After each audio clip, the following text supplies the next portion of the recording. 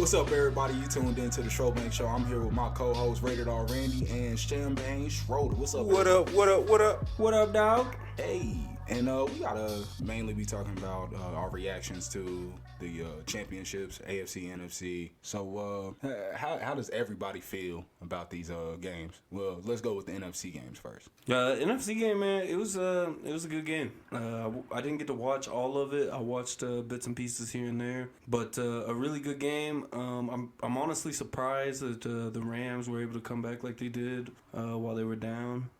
I call it the end of the game, though. I mean, we're going to have to talk about it. Most definitely. We're going to get into that for sure. My initial reaction with, the Saints versus the Rams is just, I feel like we seen it coming.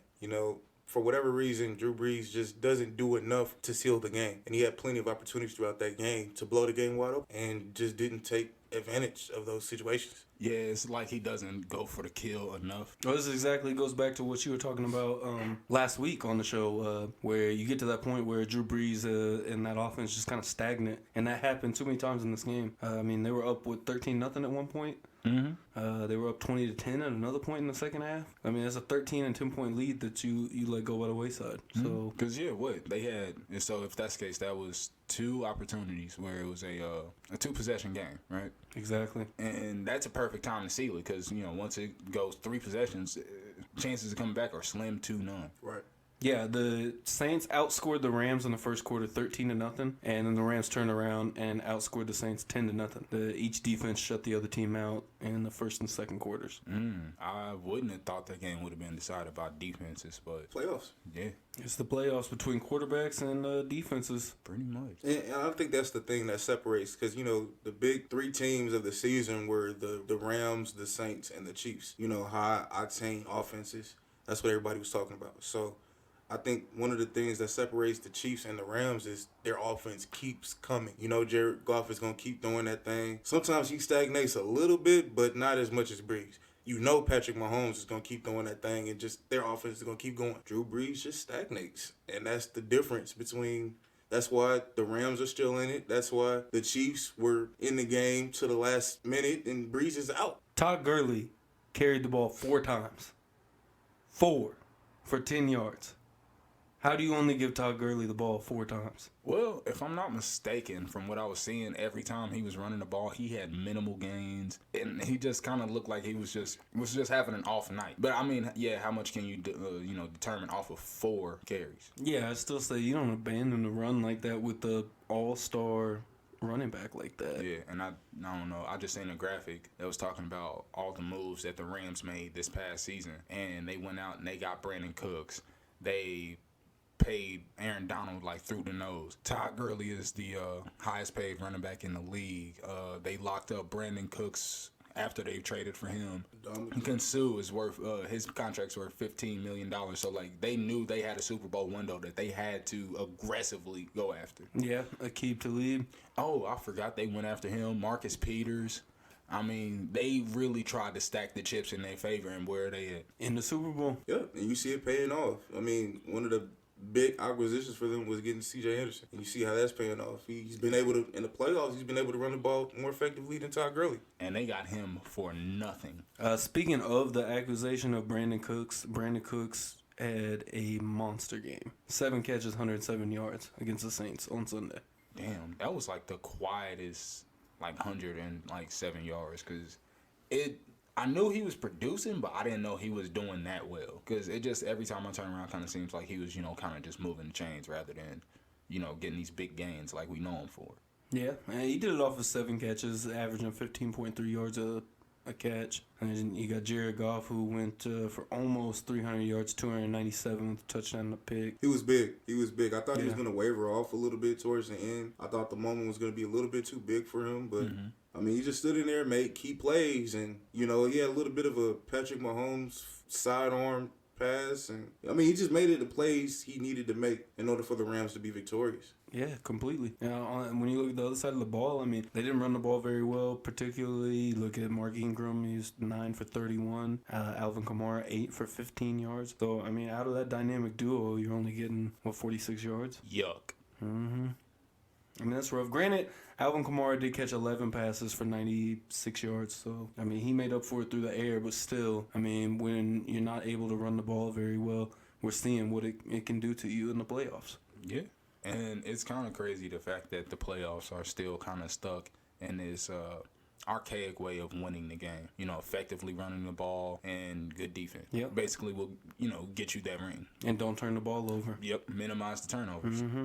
And that's where the quarterback comes in. Protecting the Quarterback's got to be in there to protect the ball and manage the game. I mean, you have that with a formidable defense and a decent run game. I mean, you can make a playoff run. Damn right. So we all ended up picking this game correct. We all went with the Rams in the Dome, and the Rams end up victorious 26-23 in overtime. I think it's finally time we can talk about it. That end of the game play, that was egregious. Terrible. Just unacceptable. The funny thing is, when it happened, I laughed my ass off when it happened because I was like, you idiot, they're going to throw a flag. Mm-hmm. And I waited a couple seconds. No flag? Yep. And the fact that Sean Payton got a phone call before he even went out for his post-game press conference and said that the league had called him to apologize. There were 2 fouls on that play. Not only was it pass interference, but it was also helmet to helmet. So there was 2 different penalties they could have called on that. And they didn't. Also, this is the thing that kind of gets me about, missed calls and stuff like that, is that a lot of times when they miss calls earlier in the game, they try to make up for calls. Yep. And you can't do that. You have to play the game as it is. Because I was looking at something the other day. The refs missed 5 delay of games on the Saints. 5.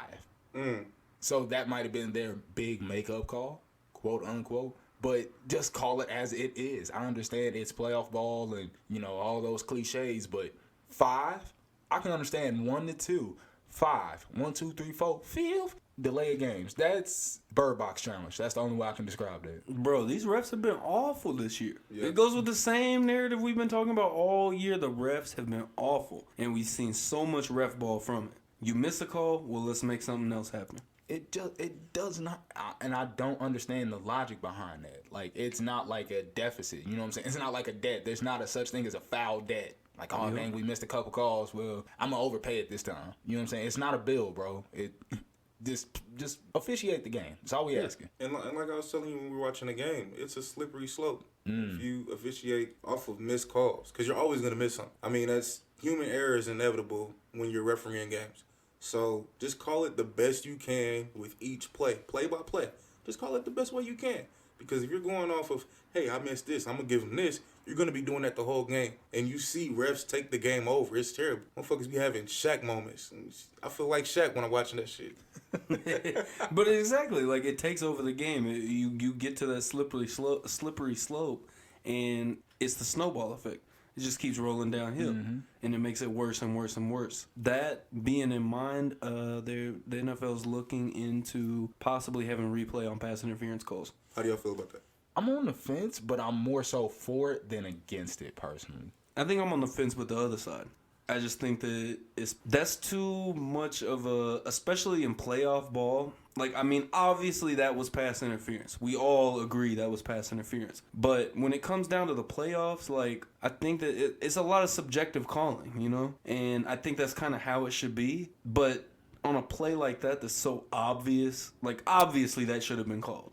There's other plays in other games, like right now, exactly what I'm thinking of, there was a moment where Eric Berry probably should have been called for at least a holding on Rob Gronkowski. Oh, yeah. But he wasn't. No. And I don't think that it was a bad thing that he wasn't, because it's playoff ball. That's just how you play physical, and that's how you play the game in the playoffs. And I think at the end of the day, if we're getting to that point where we're going to start reviewing everything, and that's going to slow the game down. It's going to take a lot from the game. Yep. So, as we was talking about slippery slopes, I think that's kind of a slippery slope to go down when now you could have won these refs fucking up the game, but then, okay, well, let's review everything. What are they even there for then? At that point, Right. What are they there for? If New York is going to make the call on everything, what's the refs even there for?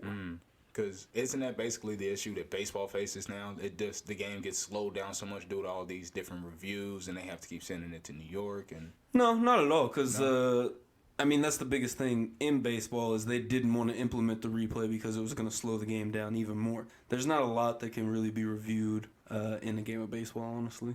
Okay. But that being said, like I said a minute ago, we all picked the Rams to win. We were all 3-0, went 3 for 3 in that game.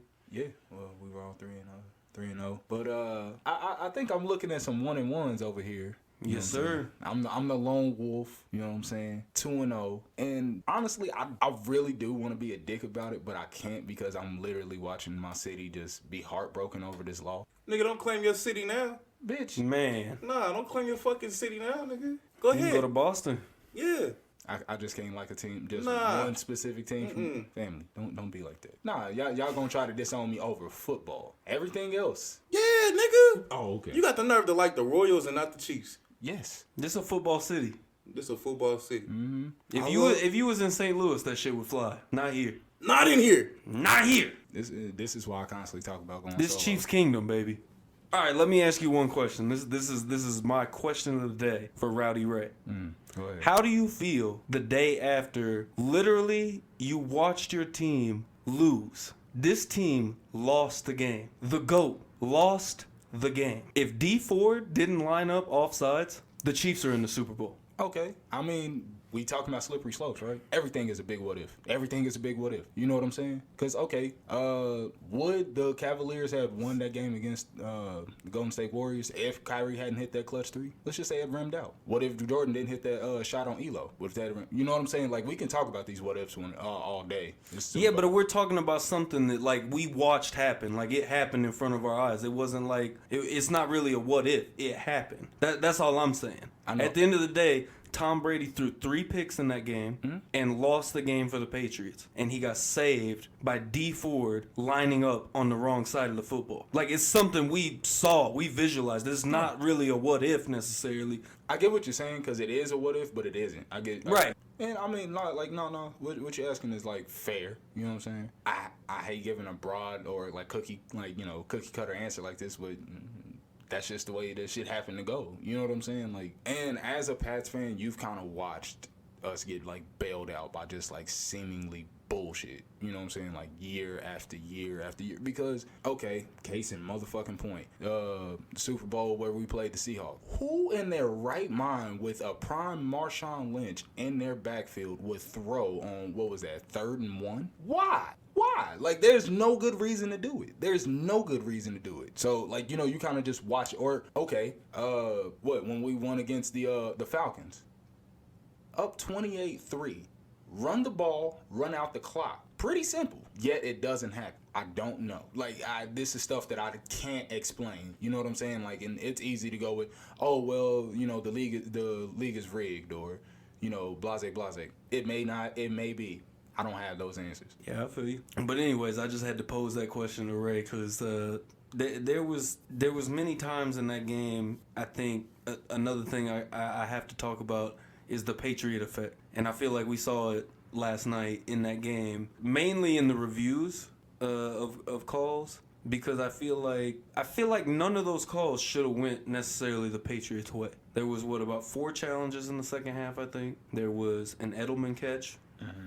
Whether Edelman muffed the punt or not, a Chris Hogan catch, and a Sammy Watkins catch. I could see 1 out of those 4 going the Patriots' way, and that's the Sammy Watkins catch. But if you're going to call the Sammy Watkins catch not a catch, then the Julian Edelman catch isn't a catch in the same regard.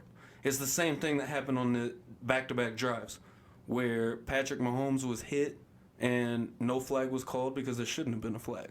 For roughing the passer. But then the very next drive for Brady, Chris Jones touched this man, and they called a 15-yard penalty on a 3rd down play that would have given the Chiefs the ball back, that made sure that Patriots drive was sustained and kept moving. And I think that affected the game in a big way, because I'm pretty sure that was right towards the end of the first half that helped them get that second touchdown. Yeah, because that was as a direct result of that. That was the touchdown pass to Philip Dorsett, wasn't it? Mm-hmm. Yeah. So we kind of watched the full cause and effect of a blown call, pretty much. You know? Yeah, exactly. And I completely agree with you as far as the Patriot effect. But this is what I want to say about the Patriot effect. Because I don't think it's due to anything being rigged or Bill Belichick having refs in his pocket or anything like that.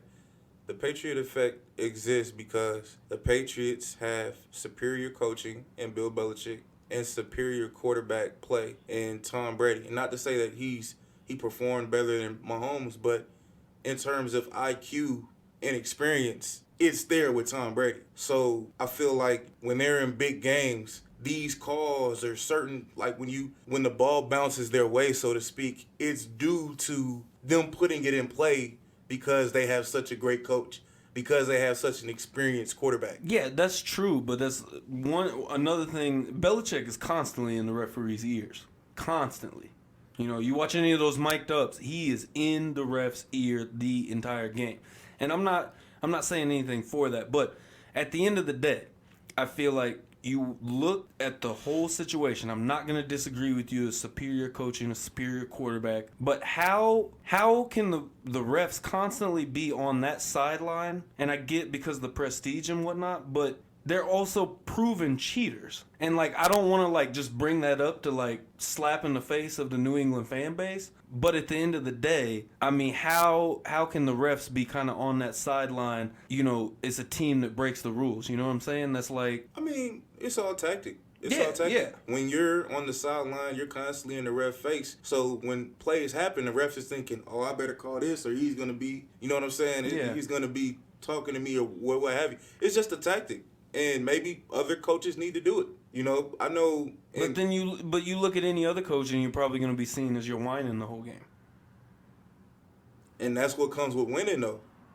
Yeah, I mean, but if that's- your winning is coming off the back, I mean, let's keep it real. Like the beginning of the Patriots dynasty came off of cheating. I mean, let's just be real about that. So if you're coming off the backs of using underhanded tactics to get to where you are, I just don't understand how that's like as respected and as revered in the league.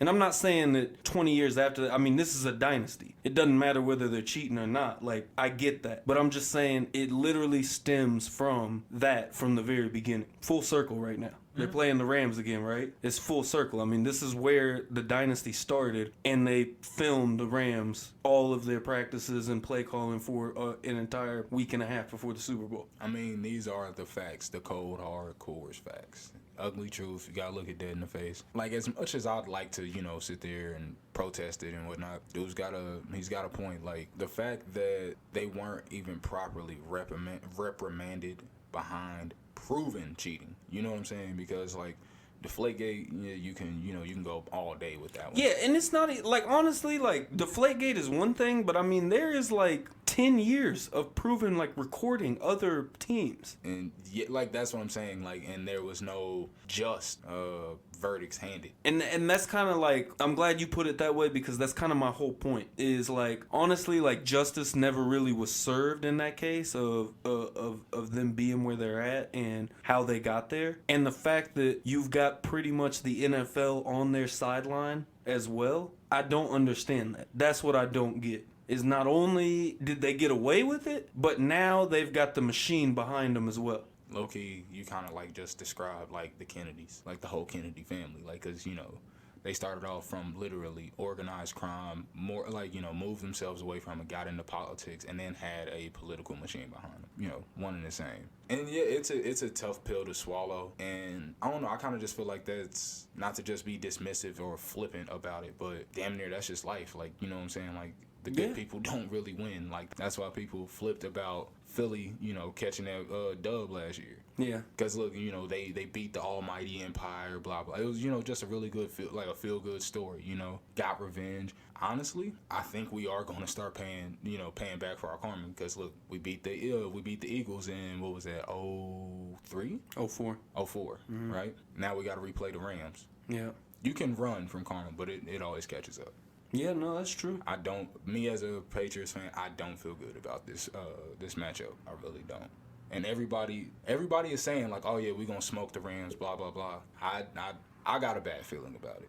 Yeah, I personally don't think it looks good for y'all. Like that's literally why I had to ask you that question. Like we we saw the loss, basically. Mm-hmm. The penalty happened, changed the outcome of the game, but now you've got to play the Rams. And the Rams' offense may or may not be as explosive as the Kansas City Chiefs, but I know for damn sure that defense is better. For damn sure the defense is better. And that pass rush is going to get to Brady. We had trouble all night last night with our pass rush. Aaron Donald's getting to that quarterback. And if he isn't, we're going to have to sell out on him, and that's just going to let somebody else, Dominican Sue's going to be sitting there wrecking havoc on us. I forgot, they got Dexter Fowler. Yeah. So, I mean, pick your poison at that point. Yeah, for sure. And not to dive too much into that game yet, but looking back at last night, I think coming from a Chiefs fan, I mean, it was a very tough game, and I think a very tough pill to swallow there at the end to really realize we were going to lose that game. At the end of the day, I feel like we outplayed the Patriots. We may not have outcoached the Patriots, obviously, but I feel like our players outplayed the Patriots. I feel like Patrick Mahomes was a better quarterback last night than Tom Brady was, and I feel like that's really tough to take that loss, considering all those things. And, there are a few moments we can really point out. The D Ford situation. How the hell do you line up that far off sides? That where it's blatantly obvious. I mean, how does that happen? And honestly, I mean, I think that goes back to coaching. I mean, all of a sudden, the BS special. And boy, did he give us the BS special in overtime. How do you call the same play on the same down and distance? The Patriots were on 3rd and 10 3 times in a row, and this man called the same play. What'd Belichick do? Call the same damn play, because I know he's going to call the same play. It's been the downfall of Bob Sutton in almost every game that we've had major problems defensively. It's because this man calls the same play over and over and over again. The LA Rams game, this man did not want to get out of man coverage the entire game, even though it was killing us. This game, he wants to run cover 2 on every single one of those plays while the Patriots are murdering us over the middle of the field. Let's leave it wide open for Edelman. And if you're in Kansas City and you're a Chiefs fan and don't think that Bob Sutton needs to go, you're part of the problem. Bingo.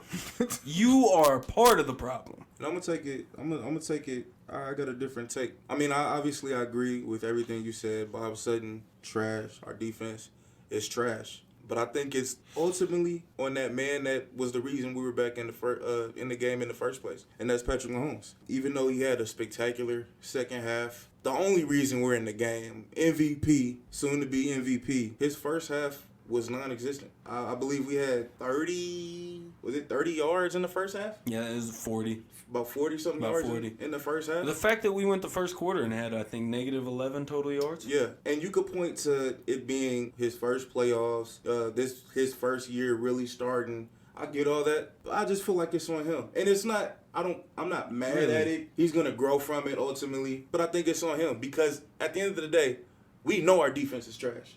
We know Bob Sutton is not going to come through. So everything is literally on our offense. Pat missed a wide open touchdown pass to Williams. I feel like that would have helped us out. I think ultimately we would have got the win. So I think it's a lot on Patrick Mahomes just because we know how inept our defense is. Just because we know how trash Bob Sutton is. I put it on Patrick Mahomes. But even then, even if you're putting it on Mahomes, I mean, you can't put the play calling on Mahomes.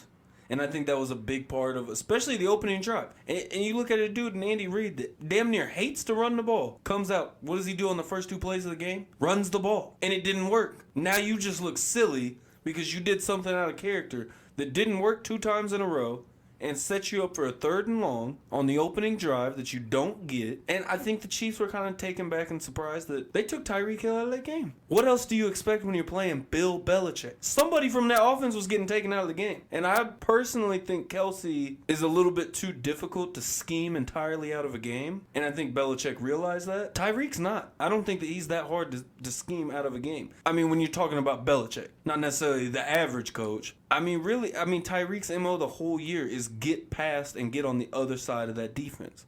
If he can't do that, what's he going to do? I don't feel like they have a lot of plays that really scheme Tyreek open. Run down the field. That's how he gets open every time. Yep. He's faster than everybody. Yep. Nobody can cover that speed. So if you just run straight, well, but now if we got a safety 20 yards back waiting on you that's going to come around for the double team every single play. One, you've got a safety out in the middle that a young Pat Mahomes has to read and figure out what he's doing, whether he's going to play a zone up at the top, whether he's going to double team or take somebody out.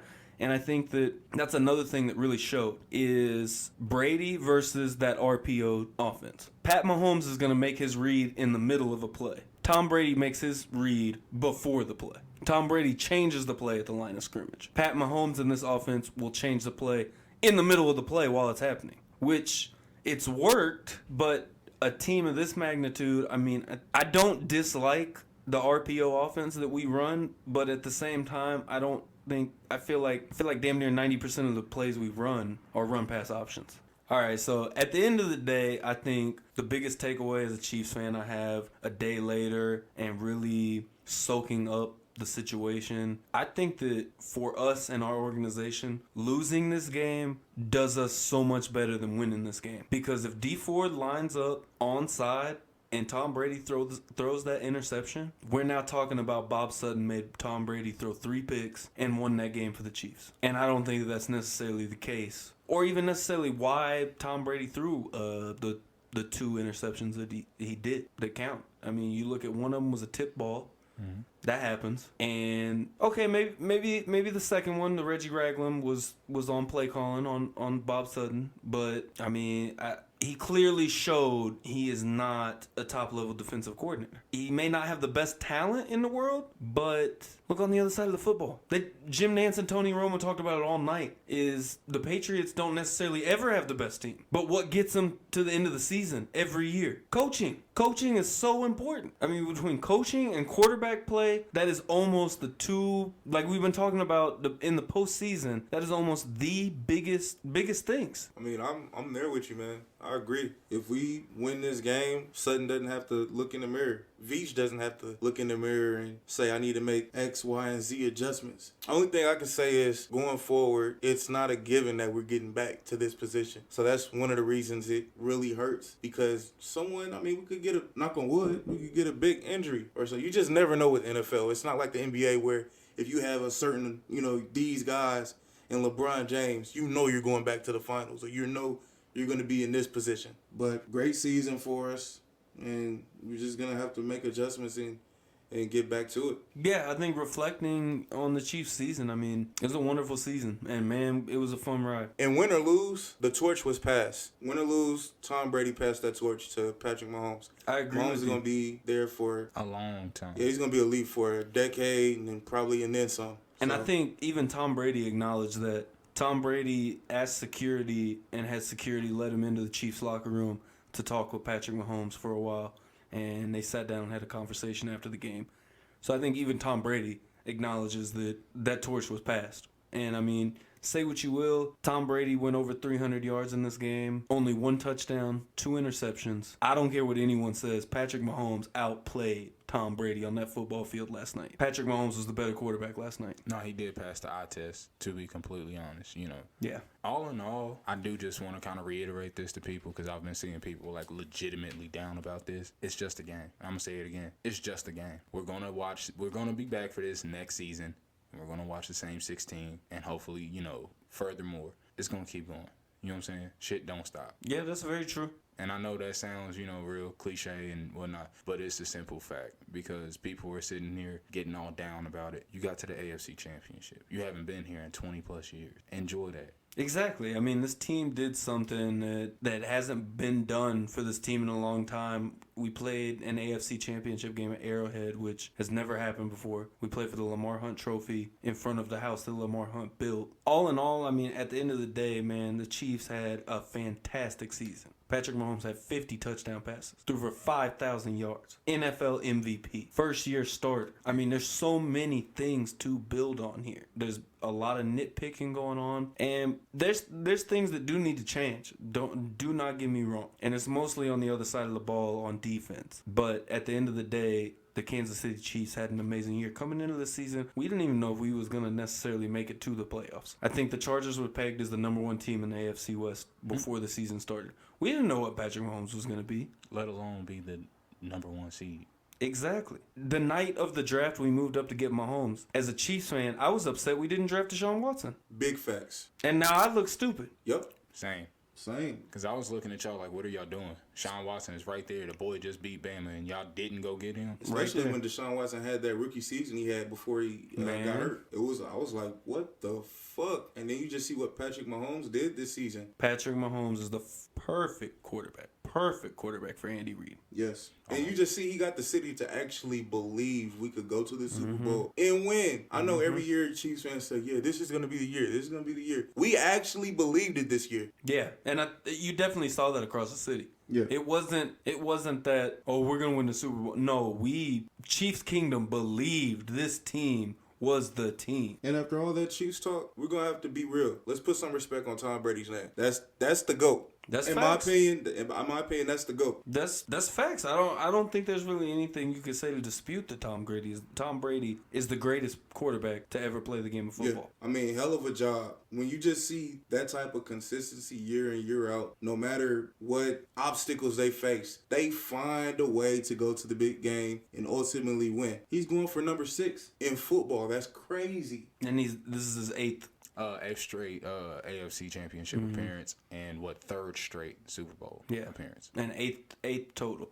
I saw a stat, I believe it was on Twitter earlier, that Tom Brady is now going to, on February 3rd, play in more Super Bowls than any other team's ever been to in the league.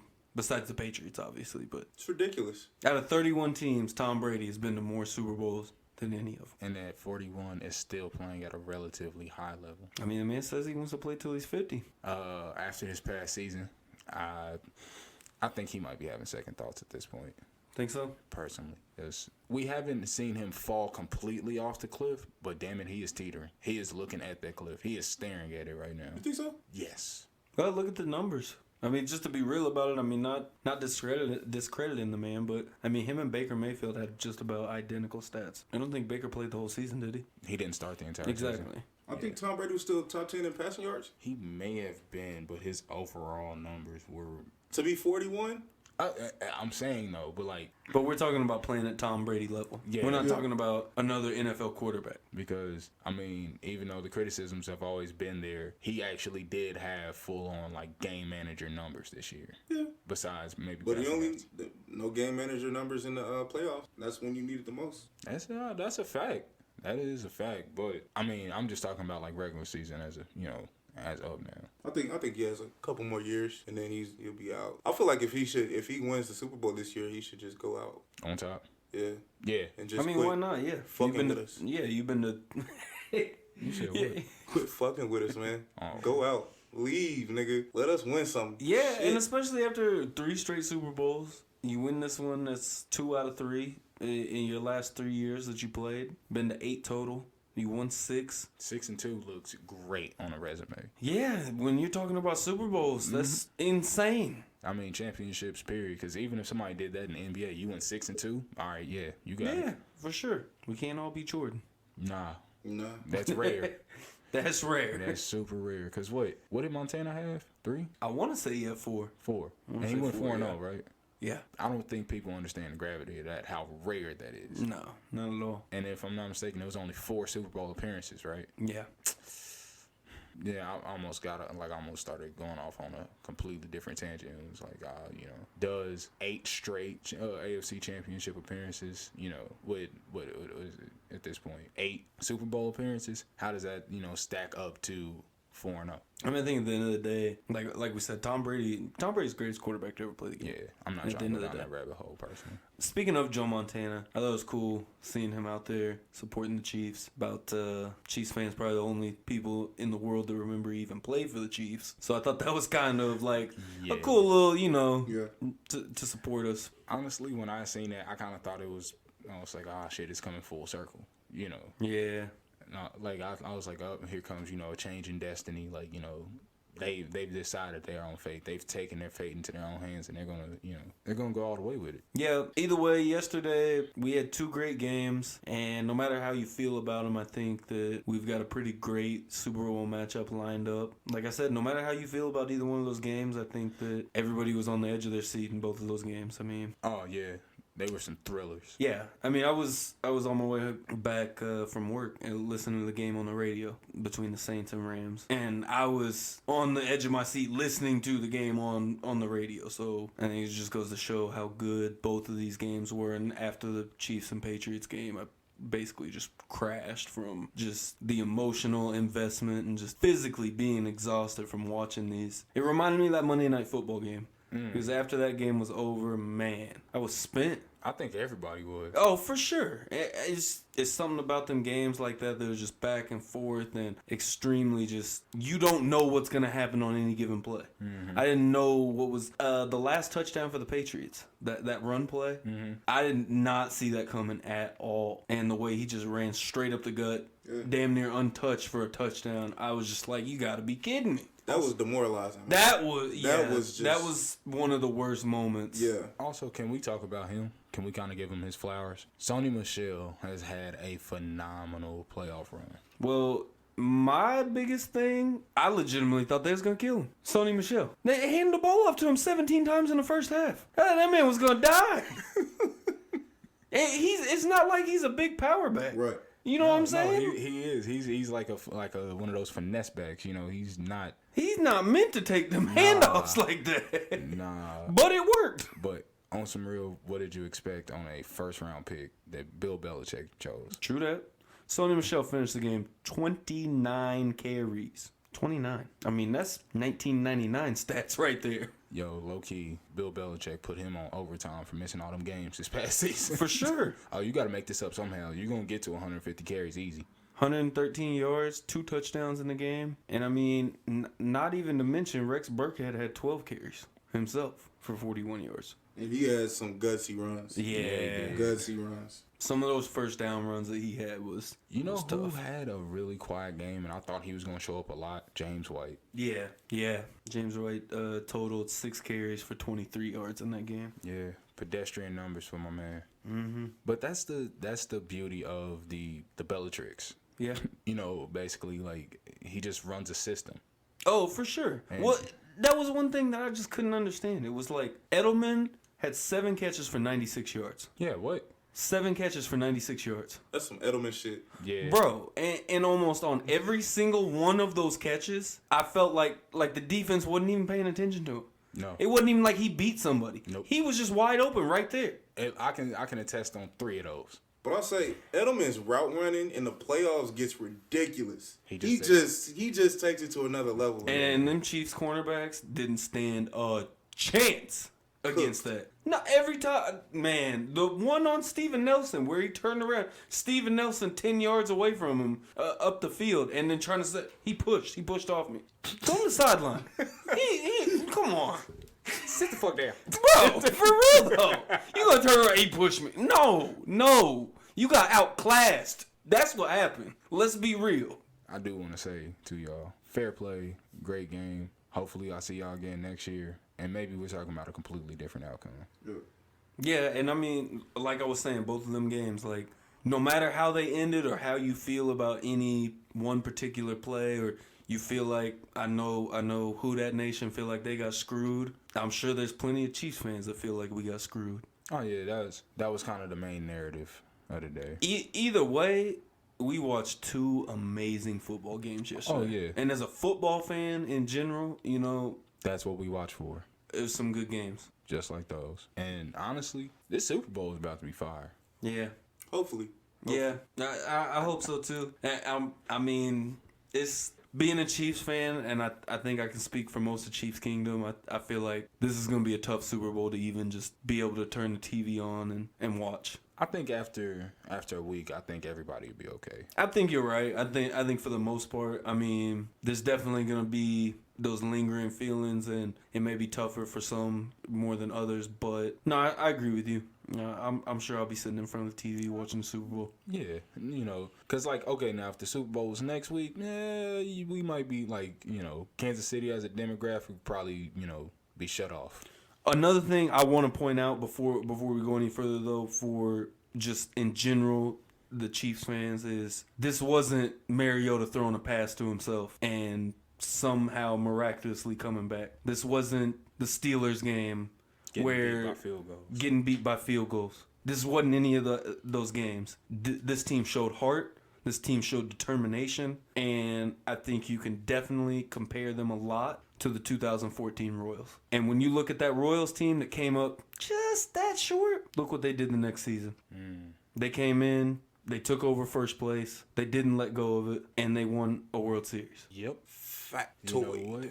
Honestly, now that he kind of put it like that, it's actually a little scary because I mistakenly thought y'all had won the championship in 69, and it was actually in 70, right? Royals won their first one in 85, got their second one in 15, 30 years apart, right? Mm-hmm. Y'all 50-year anniversary is coming up. Yep. I kind of feel like that's just going to be the trend. So I got big expectations for the Chiefs next season. Yeah, I mean, I don't think that there's a person in Kansas City that doesn't have big expectations for the Chiefs next year. And plus, you guys have shown that you can play with the elite of the elite. So anything less than elite next year is going to be a big surprise to me. I feel like if this team doesn't get 10 wins next year, Andy Reid's probably going to be gone. More than likely. But either way, I mean, I think that's pretty much a wrap on them games on Sunday. Like we said, we saw some great games. We got a good Super Bowl matchup in store. And, man, with the two games that we saw, the four teams we saw play, I almost wish it was a third-place game in the NFL. Because, boy, would the Chiefs and it would just be another good football game to watch, win, lose, or draw. True. I agree. And I think that speaks for the NFL because they had something with this year. Yeah.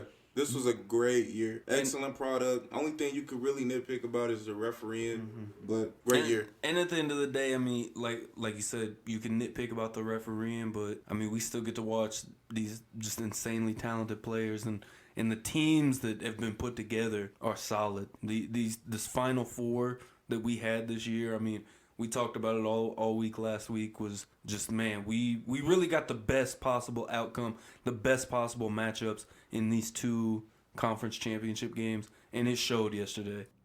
And that wraps up the 4th episode of the Schrobank Show. As always, we appreciate you guys for listening. Don't forget to follow us on Twitter, SoundCloud, Instagram, Facebook at Schrobank Show, SCHROBANKS. We recording this on Martin Luther King Day, so big shout out to my dog MLK. I like to end this with a Martin Luther King quote, if I may. In the great words of Dr. Martin Luther King, he said, "I have a dream that one day the Kansas City Chiefs will beat Bill Belichick and Tom Brady in the AFC Championship. I have a dream that one day this black Republican Patriots bitch-ass nigga will switch to the right side of history and become a Kansas City Chiefs fan. Oh, I have a dream."